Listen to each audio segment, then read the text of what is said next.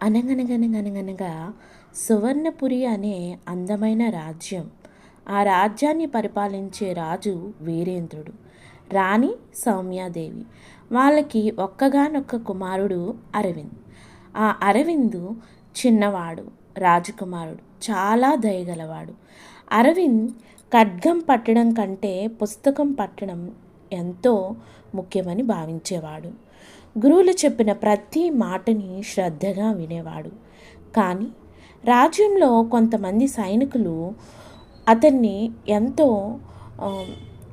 చేతకాని వాడిగా చూసేవాళ్ళు.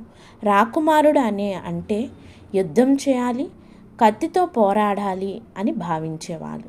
కానీ అరవింద్ మాత్రం అనుకునేవాడు, బలమంటే కేవలం కత్తిలోనే కాదు, మనసులో ఉండాలి అని అనేవాడు. అతను తన గురువుతో కలిసి ఒకరోజు అడవిలో ప్రయాణిస్తుండగా గాయపడిన వృద్ధుడు కనిపించారు. తన వస్త్రంతో ఆ గాయాన్ని తుడిచి అతనికి నీళ్లు త్రాగించాడు.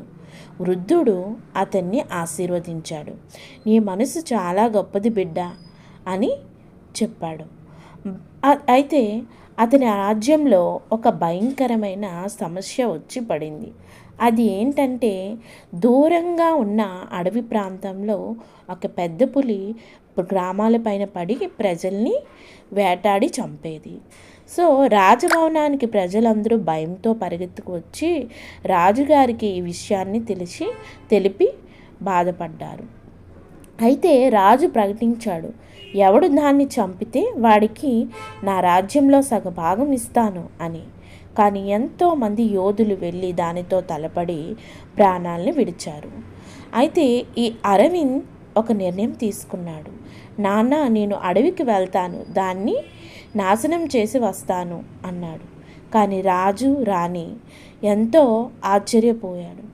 అరవింద్, నువ్వు చాలా చిన్నవాడివి, పైగా ఎంతో సౌమ్యుడివి, అలాంటి భయంకరమైన పులిని ఎలా చంపేస్తావు, ఎలా దాన్ని ఎదుర్కొంటావు అని అడిగారు.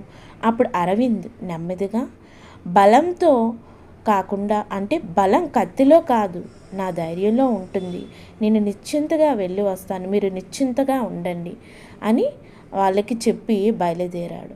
అయితే అతనితో ఎవరిని తీసుకెళ్ళలేదు. ఒక దీపం, కొన్ని వస్తువులు, కొంచెం ఆహారాన్ని తీసుకొని ఆ అడవి మార్గం వైపు వెళ్ళసాగాడు. అయితే ఆ పులి ఎంతో మందిని వేటాడి చంపి తిని ఒక గృహలో ఉంది. ఆ గృహ వైపు వెళ్ళిన అరవింద్ ఆ పులి యొక్క కాళ్ళకి దెబ్బ తగిలి రక్తం కారడం గమనించాడు. భయపడకుండా దాని వద్దకు వెళ్ళి అతని వద్ద ఉన్నటువంటి వస్త్రాన్ని చింపి దాని కాలికి కట్టి దానికి కొంచెం ఆహారం పెట్టి దాని బాధని తగ్గించాడు. పులి ఆశ్చర్యపోతూ, నీకు నన్ను చూస్తే భయం వేయడం లేదా? నువ్వు నా బాధను ఎలా తీర్చావు అని అడిగింది.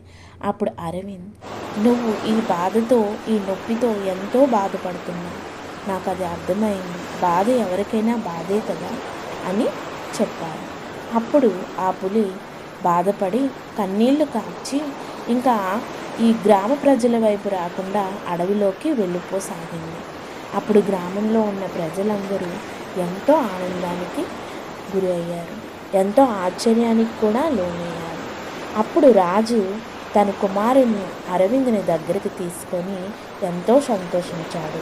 నువ్వే అసలైన రాజువి, రాజుకి నీలాంటి లక్షణాలే ఉండాలి, బలం కత్తిలో కాదు, ధైర్యంలోని, మన మనస్సులోని, మన గుండెలోనే ఉండాలని నువ్వు నిరూపించావు, నువ్వే ధైర్యవంతుడైన రాజు అని ఎంతో సంబరపడ్డాడు. ఇది ఫ్రెండ్స్ ఈరోజు కథ. మన ధైర్యం అనేది మన మనసులో, మన గుండెలో ఉండాలి. ఎవరైనా ఛానల్ని సబ్స్క్రైబ్ చేసుకోకపోతే ప్లీజ్ సబ్స్క్రైబ్ చేయండి, లైక్ చేయండి.